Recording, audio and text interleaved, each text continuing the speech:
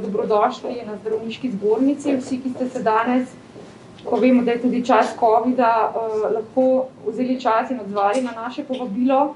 Tema, ki jo bomo predstavili danes, to so izzivi Slovenije pri ustnem zdravju, je za nas zelo pomembna. Zobozdravniki ves čas opozarjajo in sporočajo, da se tukaj na tem področju da narediti še veliko.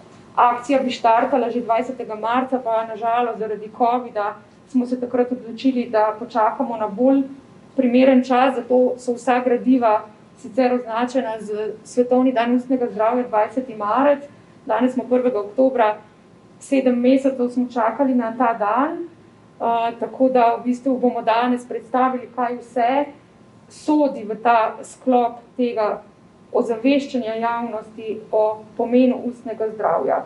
Dotaknili se bomo vseh starostnih skupin, tako da v bistvu bomo zajeli, upam, da celovito to tematiko.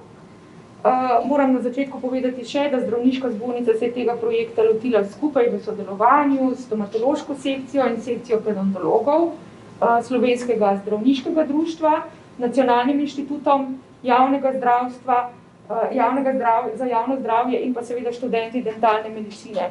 Vsi so bili zelo zavzeti in zelo veseli smo, da danes lahko govorimo, da imamo 6 zgibank, da imamo 3 izobraževalne videe, ki so pripravljeni in tole lepo spletno stran. Tako da zdaj pa gremo kar k tematiki današnji in zato najprej k besedi vabim dr. Roka Kosma, specialista otroškega in preventivnega zobozdravstva, je vodja Centra za otroško in preventivno zobozdravstvo in prihaja iz stomatološke klinike Univerzitetnega kliničnega centra v Ljubljani, tako da prosim. In pa z nami je tudi dr. Vesna Banko, prav tako iz stomatološke sekcije Slovenskega zdravniškega društva, je pa sicer šolska zobozdravnica. Tole vas ne zmoti. Tako da najprej se bomo dotaknili, to se pravi tistih najmlajših in njihovih staršev. To mogoče najprej, dr. Kosem, vam dam besedo, kako zgodaj, kako skrbeti za tiste res najmlajše, kaj so ključne stvari, na katere je potrebno biti pozoren, predvsem v tej fazi še starši. Ja, najlepša hvala za to priložnost. Ob odločitvi za to kampanjo se je pravzaprav poskušalo slediti priporočilom Svetovnega zobozdravstvenega združenja, ki v zadnjih nekaj letih poskuša te vsebine sporočiti v obliki zaobljub.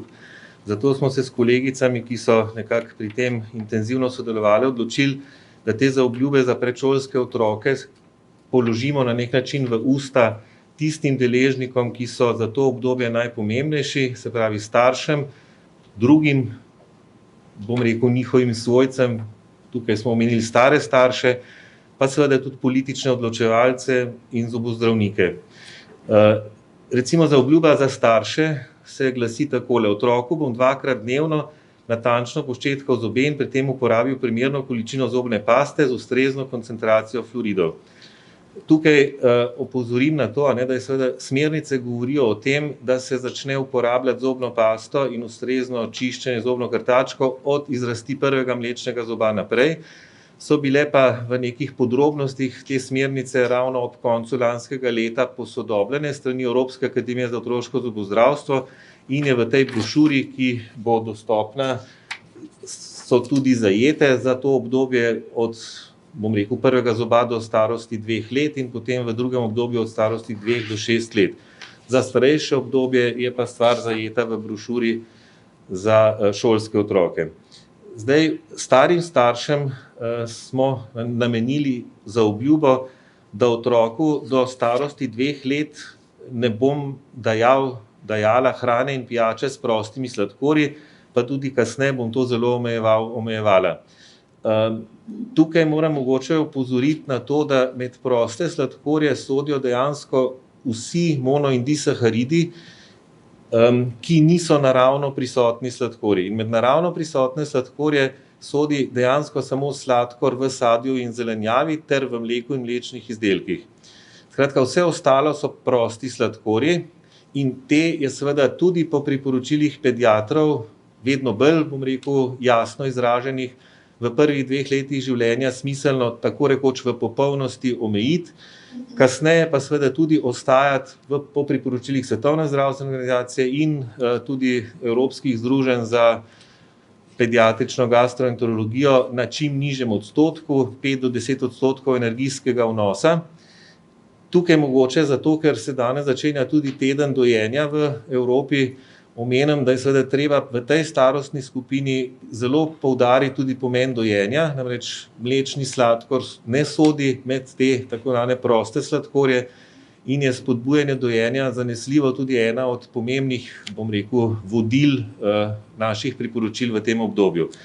Tisto, kar je pravzaprav v tej brošuri nekako poudarjeno, oziroma sladkorji nekako nazorno prikazano tudi v, bom rekel, enem gradivu, ki ga je pripravilo to Evropsko združenje za pediatrično gastroenterologijo, hepatologijo in pri katerem je ena slovenska strokovnjakinja zelo intenzivno sodelovala, profesor Nataša Fidler-Mis, in je zelo lepo grafično prikazano, da to recimo pomeni, da v starosti od 2 do 4 leta naj bi otrok zaužil največ do 4 čajne žličke sladkorja, v obdobju od 4 do 7 let pa recimo do 20 gramov, kar pomeni 5 čajnih žličk sladkorja.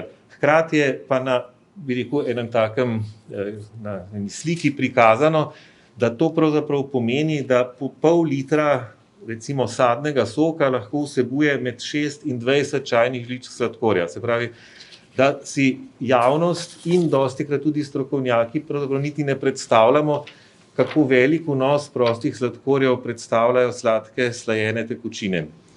Da ne bom predolg, političnim odločevalcem smo seveda želeli položiti v usta, da bodo strokovnjaki sodelovali pri vzpostavitvi učinkovitega sistema za ohranjanje ustnega zdravja otrok, kar pomeni nek celovit sistem, ki bi vključeval primarno, sekundarno in terciarno preventivo. Tukaj omenjam, da se seveda skrb za ustno zdravje začne že v predporodnem obdobju. Marsikje so lepo vzpostavljeni programi šol za starše, v katerih so vključene tudi poglavja z področja skrbi za ustno zdravje in s tem dejansko postavimo ustrezen, dober temelj za ohranjanje ustnega zdravja. In zadnja stvar, kar se tiče zobozdravnikov, da je pravzaprav neke vrste osnovno poslanstvo, da o kariesu zgodnjega otroštva ozaveščamo starše in skrbnike otrok, kolege zobozdravnike in pediatre, medicinske sestre in druge zdravstvene delavce ter vse, ki bi jih to moralo zanimati. Tukaj mogoče samo za zaključek, karies zgodnjega otroštva je seveda, bom rekel, naš osnovni problem v tem starostnem obdobju. Karies je najpogostejša kronična bolezen otrok v svetovnem merilu, zato je seveda temu potrebno namenjati ustrezno pozornost.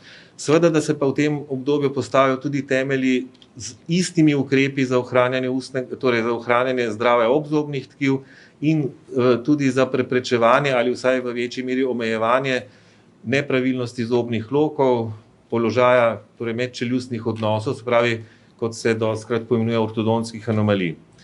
Skratka, čas pred rojstvom in čas zgodnjega obdobja, zgodnje socializacije je dejansko ključen čas, da se ustvarijo zobnemu in ustnemu zdravju prijazne navade. Najlepša hvala. Pa prosim zdaj še dr. Vesno Banko, ki pa se osredotoča oziroma ki skrbi za šolske otroke.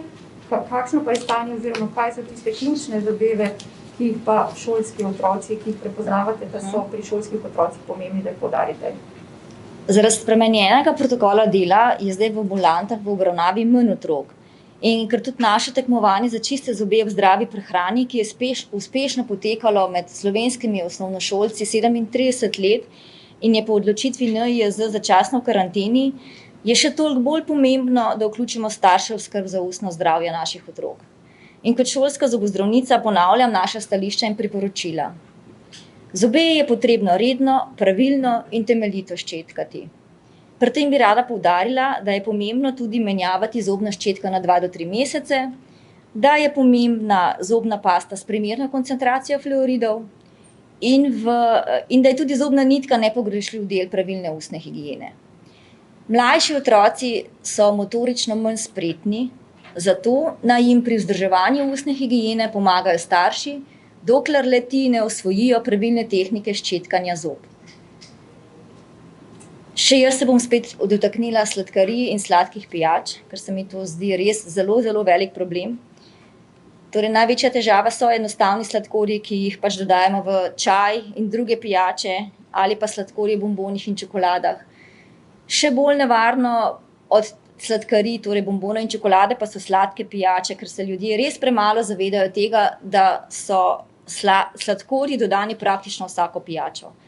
Zato polagam na srce, da je najboljša izbira pijače voda iz pipe, ki vemo, da je zdrava, je vedno sveža in cenovno bolj ugodna kot voda v plastenkah. Zelo, zelo pomembni so tudi preventivni kontrolni pregledi pri zobozdravniku. Da se otrok sreča z zobozdravnikom tudi v času, ko nima nikakršnih težav, ko ga ne boli zobek.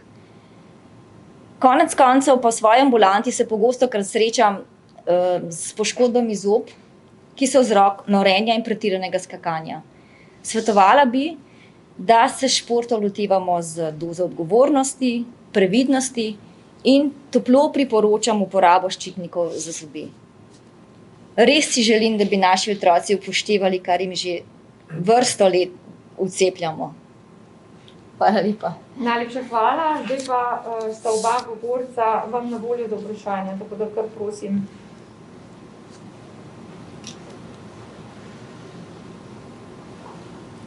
Ni vprašanj.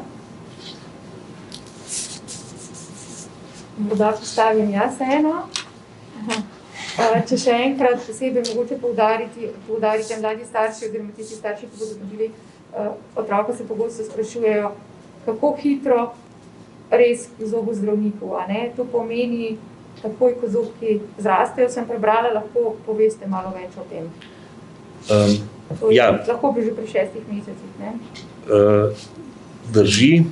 Zdaj, neki redni obdobni pregledi so seveda tudi eden od temeljev, bi rekel, kakovostne skrbi za ustno zdravje. Seveda v tem zgodnjem obdobju, predvsem v smislu osredotočanja na posameznikovo, bi rekel, situacijo in ojačevanja informacij, ki naj bi jih dobili že v predporodnem obdobju, pa seveda skozi, bom rekel, tudi akcije, kot je današnja. Idealen čas za prvi obisk zobozdravnika, priporočljivo specialista za otroško in preventivno zobozdravstvo, je nekako druga polovica prvega leta. To je v Sloveniji pravzaprav že kar dolgo časa uveljavljena praksa. Se je pa nedavno, se čas kar hitro teče, ampak recimo v Združenih državah Amerike je v zadnjih letih pravzaprav postalo nekako tako močno zdravstveno-politično sporočilo k zobozdravniku pred prvim rojstnim dnem. S tem se pravzaprav dodatno vzpostavi nek kontakt s strokovnjaki, ki lahko dajejo posameznemu otroku, posamezni družini usmerjena ciljna sporočila. Najlepša hvala. Vprašanja za ta segment. Še jaz za gospod Vesne. Če mogoče opadate, zdaj ne vem, ko so bile ambulante zaprte med korono, če se je stanje ustne higiene pri otrocih poslabšalo, glede na to, da niso imeli niti tega želiranja, ki je pomagali z njih šolo. Jaz za mojo ambulanto težko rečem, no. Jaz nisem imela tega občutka, da bi se kaj poslabšalo. Zdaj, kakor jaz vem, so ustavili tudi to preventivne dejavnosti, preventivnih sester. Mislim, da zdaj to trenutno ne poteka na šolah. Tako da jaz res polagam na srce, da morajo starši bolj se aktivno vključiti v zdravje naših otrok. Predvsem je to pomembno. Še kakšno vprašanje? Zdaj zelo veliko vsebin je na spletni strani, tako da v bistvu za obe dve skupini starostni je zelo veliko informacij na spletni strani. Najlepša hvala.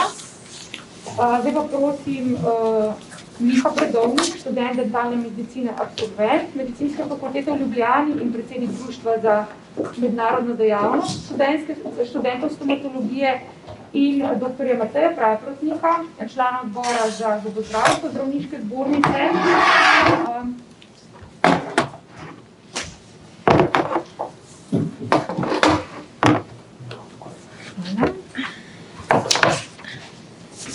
Mogoče začnemo z vami, gospod Miha, dr. Miha. Še ne? Malo. Kako je v študentski populaciji? Kaj so največji izzivi? Jaz prvo se bi rad zahvalil, da ste nas povabili k sodelovanju pri tem projektu. Študenti smo se posvetili predvsem problematiki ustne higiene pri mladostnikih. To je čas, v katerem posameznik postane vedno bolj samostojen in vedno manj odvisen od staršev. In ključno je, da prevzame odgovornost za svoje zdravje, kamor spada pa tudi ustna higiena in skrb za zobe. Zdaj v svoji naši zgibanki smo predstavili v bistvu nekaj ključnih problematik v tem času med mladimi in ena izmed tem, katerim smo v bistvu posvetili največ pozornosti, je preseljevanje študentov v študentske domove in stanovanja v krajih šolanja stran od domačega okoliša. Izvedli smo tudi eno kratko anketo med študenti in ugotovili, da skoraj 60% vprašanih izbranega zobozdravnika ohrani v domačem okolišu in ne v kraju šolanja. No, te študente smo vprašali tudi, če so imeli kdaj težavo zaradi tega, ker zobozdravnika niso imeli v kraju šolanja, kjer preživijo več časa. In kar 45% jih je odgovorilo z da, kar pokaže, da je to problem. Na to smo vprašali še, ali mislijo, da bi bilo za njih bolje, če bi si zobozdravnika uredili v kraju šolanja, in s tem se je strinjalo kar 76% vprašanih. Na to problematiko bi zaključil z mislijo, da je treba pač mladim predstaviti možnost izbire zobozdravnika v času šolanja in prednosti, ki jih to prinaša. Potem pa smo se lotili še nekaterih drugih problematik, kot so na primer vpliv utrujenosti na kvalitetno ustne higiene. To je tematika, ki sicer zadeva vsa starostna obdobja, ampak pri mladih je predvsem problem, da se ampak učimo dolgo v noč in skoraj da pozabimo na vse ostale stvari. Potem smo pa pogosto preutrujeni, da bi si kvalitetno in dobro umili zobe in to pozabimo. Ko pa se ne učimo, pa so problem tudi študentske zabave, zaradi katerih nismo nič manj utrujeni, no. Torej v letih mladosti so v ospredju tudi čustva, naj bo to ljubezen, žalost, razočaranje.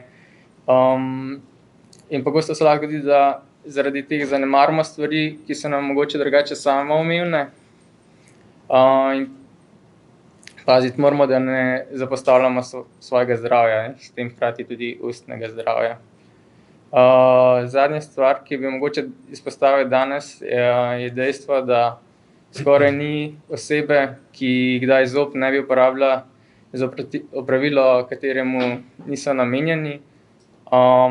Slabe navade in razvade, ki jih pač razvijamo v mladosti, pogosto vnesemo s sabo tudi starejša starostna obdobja. In moramo pač se zavedati, da zobje niso orodje, niso odpirač, niso škarjice za nohte in niso namenjeni trganju lepilnega traka, ker ima vse izmed naštetega lahko trajne posledice za naše zobe. Hvala. Najlepša hvala. Na vrsto teh zadev, ki jih je omenil Miha, odgovarja tudi video, ta izobraževalni video, ki mladostnike res opozarja na vse te pasti, ki jih je izpostavil. In zdaj smo že pri srednji generaciji, ko se vse te stvari, ki smo jih do zdaj našteli, seštejejo. In prosim dr. Mateja Praprotnika, da nam pa zdaj problematiko srednje generacije osvetli. Okay. Hvala za besedo. Jaz sem vesel, da lahko danes v javnosti spregovorimo še o čem drugem, kot o koronavirusu. Vse na koncu verjetno bomo tudi s tem kaj povezali, ampak dejstvo, na katero želimo tukaj opozoriti, je, da vse to, kar danes govorimo, se dogaja vsak dan in vse te težave moramo naslavljati ne glede na to, da imamo koronavirus. In v Odboru za zobozdravstvo so zaznali to resno potrebo po večjem in korektnem osveščanju pacientov o težavah ustnega zdravja in po potrebi po skrbi za lastno ustno zdravje. Jaz sem se osredotočil predvsem na ranljivo populacijo, namreč za pasti zobozdravstvene oskrbe na hitro in v tujini. Živimo namreč v dobi, ki je v nasprotju z preteklostjo hiperinformirana. Se pravi, imamo bistveno več informacij in pri tej poplavi informacij nažalost težko izluščimo tisto, kaj so prave in za nas ustrezne rešitve. Vprašanje, ki se ga moramo vedno postavljati, ko poslušamo nekaj v javnosti, ali gre to za informiranje ali gre za reklamiranje. In kdo je tisti, ki nam svetuje? Ali je to prodajalec ali je to zobozdravnik? Med slednjima je namreč velika razlika. Zobozdravstvo je prešlo predvsem zaradi pritiskov iz tujine, iz časov, ko oglasi sploh niso obstajali, v čas, ko so ti postali v bistvu običajno tako prepričljivi, da so se pričakovanja ljudi močno spremenila. Tehnologija in nove metode zdravljenja nam omogočajo neko veliko paleto rešitev, še vedno pa se srečamo z neko nebleščečo realnostjo, ki nam jo postreže lastno zdravje in možnosti celjenja. Zato apeliramo v bistvu javnosti na zmernost, ki mora tudi v zobozdravstvu obstajati.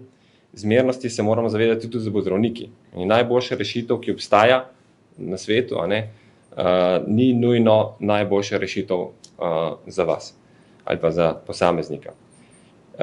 In ker pogosto informiranje zamenjujemo za reklamo in ta daje pri ljudeh prepogosto občutek, da je vse mogoče, da se da preprosto ni ovir pri popravljanju lastnega telesa. Vendar ovire in meje, kot vemo, vedno obstajajo in do teh je potrebno gojiti neko dolžno spoštovanje. Srednja in starejša populacija je tisti del družbe, kjer ustno zdravje in ohranitev vseh zob v mladosti mogoče še ni bila pretirano poudarjena kot vrednota. In posledično so to ljudje z večjim številom izgubljenih zob in najbolj izpostavljeni rešitvam sodobnega zobozdravstva. V javnosti je veliko reklam na področju implantatov, a zelo malo informiranja o njihovem vzdrževanju in komplikacijah povezanih z njimi. Implantati so, to je dejstvo, neka odlična rešitev sodobnega zobozdravstva, a niso za vsaka usta in niso za vsako ceno, kaj šele, da so doživljenjski, če jim bomo še naprej posvečali enako pozornost, kot smo jo namenjali lastnim izgubljenim zobem. To je tisto sporočilo, ki bi ga radi vsem zaradi nekega uravnoteženja sporočili v javnosti. V javnosti želimo tudi sporočiti, da je za dobro ustno zdravje potrebno korektno sodelovanje z zobozdravnikom, potrebno neko zaupanje v znanje in tehnologijo, ki obstaja, ampak najpomembnejša je odgovornost do lastnih zob, do ustnega zdravja in da dosledno izvajamo ustno higieno in upoštevamo navodila, ki nam jih je dal naš zobozdravnik. Tako da tudi pri tej novinarski konferenci apeliramo na ljudi, da ne bodo kritični do nekega senzacionalističnega reklamiranja in iskanja hitrih rešitev na račun lastnega zdravja. In zobje, se moramo zavedati, da zobje rabijo vašo pozornost vsak dan vse dni v letu in to je edina stvar, ki je doživljenjska. Implantati pa niso namenjeni nadomeščanju zob, ampak so namenjeni nadomeščanju samo izgubljenih zob. Hvala za to. Najlepša hvala za obe predstavitvi, zdaj pa vas vabim, če so kakšna vprašanja.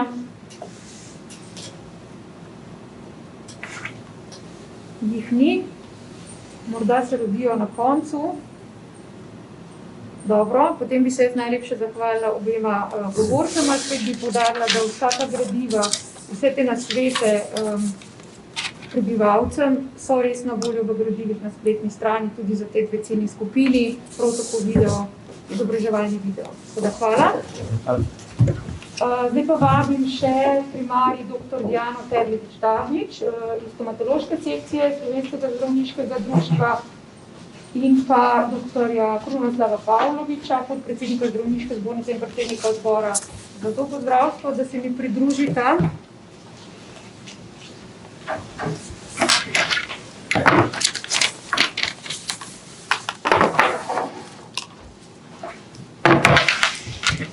In tako, zdaj smo počasi prišli že do starejših in pa seveda ranljivih skupin, tudi na te želimo opozoriti, tako da prosim najprej primarij Diano Terletič-Davnič, da nam predstavi problematiko pa v tej starostni skupini. Hvala lepa za besedo. Najprej bi vas želela vse lepo pozdraviti tudi v svojem imenu in bi predstavila prispevek o skrbi za ustno zdravje starejših, slepih in slabovidnih prebivalcev, ki je velikokrat zanemarjeno. Začela bom z mantro, ki jo vedno ponavljam ob vseh teh preventivnih projektih, ki sem jih organizirala in v katerih sodelujem. Splošno zdravje vsakega posameznika je neločljivo z ustnim zdravjem in je temeljna človekova pravica. Slepi, slabovidni in starostniki so skupine, ki so večkrat pozabljene in ob vseh drugih boleznih se jim zdi ustno zdravje nekoliko nepomembno. Moji pacienti pravijo, za teh nekaj petkov, ko sem še tukaj, a je sploh vredno se potruditi. In jaz vedno enako odgovarjam. Ja, splača se. In to zakaj? Zato, ker nam dobro ustno zdravje zagotavlja kvalitetno življenje. Od žvečenja, požiranja, govora, prehrane, pozitivne samopodobe, dobre komunikacije in druženja ter odsotnosti akutnih in kroničnih bolečin. In ja, zato se je vredno potruditi. Pomembno je tudi vedeti, da je ustno zdravje povezano z drugimi bolezni in da jih lahko tudi poslabša. Rada povem tudi, da je osnovno zdravje vsakega posameznika se začne pri nas zobozdravnikih. To potrjuje tudi deklaracija o nenalezljivih boleznih, ki je sprejeta v Združenih narodih leta 2011. Ustno zdravje je prepoznano kot pomemben faktor tveganja za razvoj nenalezljivih bolezni, ki so globalni zdravstveni problem. To je diabetes, kardiovaskularne bolezni, kronične pljučne bolezni in rak. Z napredkom medicine se je tudi življenjska doba prebivalcev povečala, kar pomeni, da je v naših ambulantah vse več starejših ljudi, ki potrebujejo posebno skrb. Starejši, slepi in slabovidni vsekakor spadajo v skupino ljudi z večjim tveganjem za bolezni zob in ustne votline. In kaj so naši izzivi pri tej skrbi? Na prvem mestu je seveda ustna higiena. Zakaj? Zato, ker so slabše ročne spretnosti in ali motnje vida pripeljejo do izgube veščine in tudi motivacije vzdrževati dobro ustno higieno. Zato je pomembno, da jih spodbujamo k samostojnem čiščenju zob in protetičnih nadomestkov. Lahko si seveda pomagajo z električnimi zobnimi ščetkami. Zelo je pomembna tudi skrb svojcev in negovalnega osebja, ki naj preverijo uspešnost čiščenja in pomagajo očistiti spregledane predele. Pri slabi ustni higieni obstaja nevarnost, da bakterije iz zobnih oblog in vnetih dlesni preko aerosolnih kapljic preidejo v pljuča in povzročajo pljučnice. Drugi izziv so tudi suha usta, ki se pojavljajo v tem starostnem obdobju. Zaradi pridruženih sistemskih bolezni in uporabe zdravil, kajenja in uživanja alkohola, lahko pride do pomanjkanja sline oziroma suhih ust. Slina je pomemben dejavnik v procesu prebave in njeno pomanjkanje povzroča povečanje števila bakterij, slab zadah in nenazadnje motnjo govora. Zato je pomembno, da skrbimo za vlažnost ustne votline. Z rednimi požirki vode, žvečenjem žvečilk ali bombonov brez sladkorja, uporabo ustnih vodic brez alkohola, ustnih sprejev in nenazadnje z umetno slino. Največji izziv je mogoče pri tej skupini redni pregledi pri zobozdravniku. Za starejše in slabovidne je dostop do zobozdravstvenih storitev otežena v večini primerov. Odvisni so od skrbi in pomoči svojcev in negovalnega osebja. Pa vendar je za to potrebno poskrbeti. Ne glede na to, ali imajo težave ali ne, in ne glede na to, ali so brez zobi ali ne. Zobozdravnik bo pregledal stanje zobovja, obzobnih tkiv in sluznic in po potrebi odstranil mehke in trde obloge ali zamenjal protetične nadomestke. Pojavnost raka ustne votline je večja med starejšo populacijo. In zato je pomembno samo pregledovanje ustne votline enkrat mesečno. Pozorni moramo biti na bele lise, rdeče lise in razjede, ki se ne zacelijo v 14 dneh. Redni zobozdravniški pregledi rešujejo mnoge težave. V primeru odkritja malignih obolenj pa tudi življenja. Zato je bil pomemben projekt Zobozdravnik vidi bolje in lahko reši življenje. Za zaključek bi rada povedala, da z zdravim življenjskim slogom, dobro ustno higieno, pravilno prehrano in rednimi pregledi lahko vsak posameznik pripomore k ohranitvi svojega zobovja in zdravih obzobnih tkiv v vseh življenjskih obdobjih do starosti. Naša aktivna vloga strokovnjakov je, da pri tem pomagamo. Hvala lepa. Najlepša hvala in prosim še dr. Krunoslava Pavloviča, da nekako zaokroži tematiko današnjega dne. Hvala, lepo pozdravljeni. Globalne potrebe po obravnavi ustnih bolezni seveda bistveno presegajo trenutne modele zobozdravstvenih sistemov in politik preventive. Ne samo pri nas, ampak pravzaprav tudi povsod v Evropi.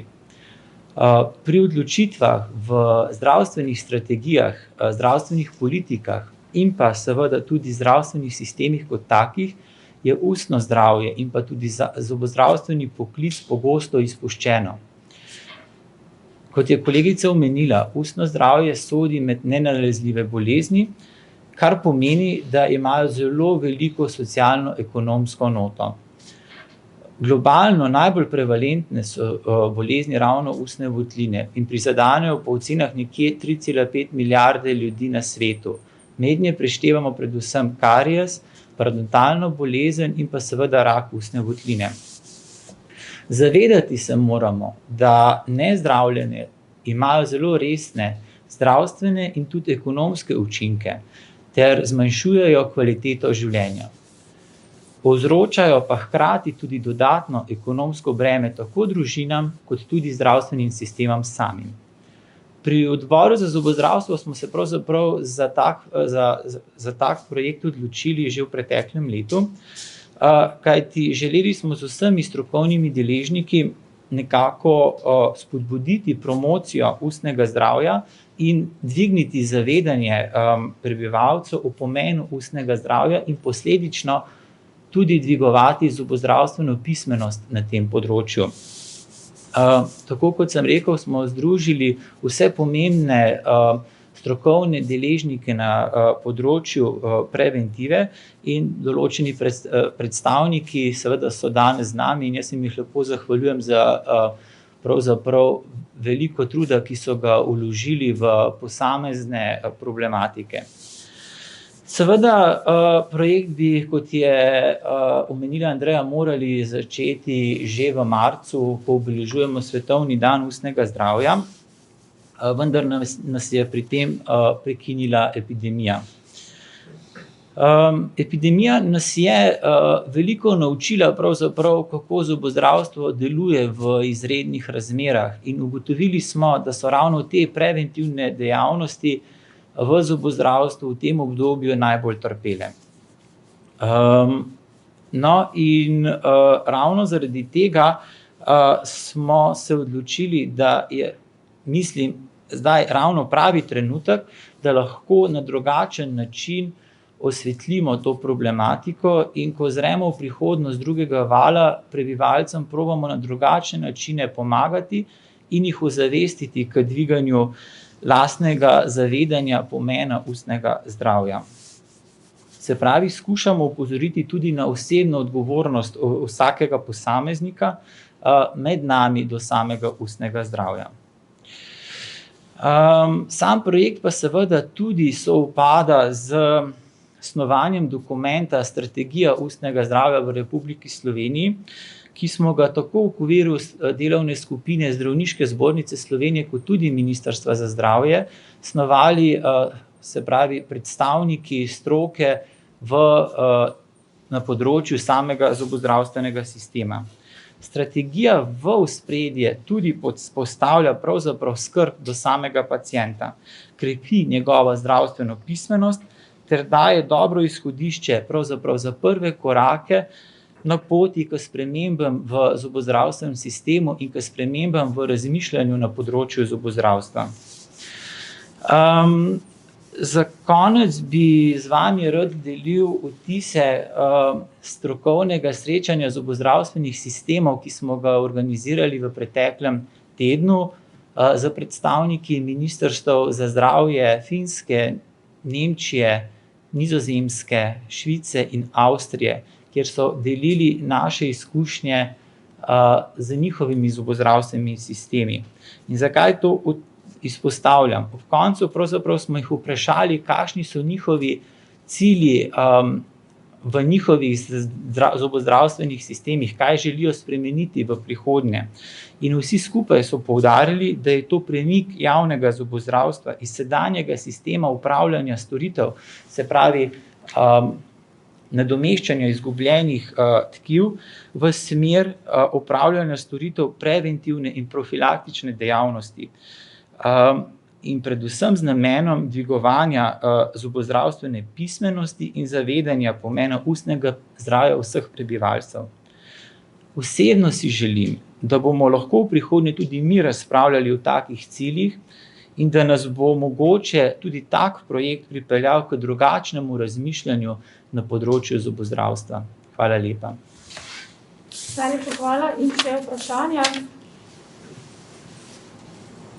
Jih ni. Smo povedali vse. Potem bi se najlepše zahvalila vam vsem medijem, ki ste danes bili z nami in ki vas prav lepo prosimo, da vsa ta sporočila delite z javnostjo, ker je to tista pot, ki naša sporočila pripelje do tistih, ki so jim namenjena. Zahvaljujem pa se tudi vsem našim današnjim govorcem in soustvarjalcem pri tem projektu. Povem naj, da do 20. marca bodo tekle aktivnosti, vse zobozdravnike bomo prosili, pozvali, da vse ta gradiva delijo na svojih spletnih straneh, na socialnih omrežjih, tekli pa bodo tudi enkrat mesečno Facebook live-i, kot se temu sodobno reče, tako da bodite z nami tudi pri teh aktivnostih. Eno vprašanje še povejte. Ste prej rekli, da ni bilo COVID-a posebno dogodno, ne? Problem največji je dostopnost v tem času do tem zdravstvenih, ki so zelo zdravstvenih storitev. In jaz vem, da ljudje imajo res probleme, sploh pri zobozdravnikih, sploh tisti, ki se jim svet zbudijo, ki nimajo rednega zobozdravnika. Kako pa to Kako vi gledate na to in kako spodbujate zobozdravnike do sebe in ustvarjate spet normalno? Ja, se pravi, na krhkost zobozdravstvenega sistema smo opozarjali v teh prostorih pravzaprav že leta, dve nazaj. In v bistvu ta COVID kriza v marcu je samo še razgalila te probleme v dostopnosti zobozdravstva. Dejansko smo skušali tudi z predlogi splošni dogovor nekako z dodatnim financiranjem zmanjšati nastale čakalne vrste oziroma težave v obdobju same krize. Žal moram tukaj reči, da v teh pogajanjih ravno zavarovalnica nasprotovala tem predlogom, ki pravzaprav sedaj razpošilja pisma, da bi morali zobozdravniki delati še več, da opravijo te storitve. Dejansko je potrebno za to dodatno financiranje in dodatni timi, recimo ocena pred COVID krizo je, da je primanjkovalo okrog 380 programov zobozdravstva na primarnem nivoju. 25% prebivalstva pravzaprav nima opredeljenega zobozdravnika. To so vse problemi, ki jih mi že nosimo od prej in so danes samo še bolj izpostavljeni. Dejansko me je pa razveselil podatek zdravstvene zavarovalnice, da pa so zobozdravniki kljub vsemu delali več in da je bila realizacija v mesecih juliju in avgustu večja kot v obdobju prej. Se pravi, zobozdravniki se zavedamo te težave, mnogi med nami seveda niso šli na dopust, ampak so ostali v ordinacijah in so delali. Tako da pravzaprav mislim, da tako kot s tem projektom in s številnimi drugimi smo zobozdravniki postali glasnik pacientovih pravic in v bistvu skušamo jim v tem področju pomagati, vendar na drugi strani, kot sem omenil že v sami izjavi, je problem, ker ni nekega strateškega načrtovanja na tem področju, kako bi pravilno usmerili zobozdravstvo, da bi to postalo bolj transparentno in pa da bi pravzaprav šli v smeri univerzalnega zdravstvenega kritja, ki je zdaj taka velika agenda tudi na evropskem podiju.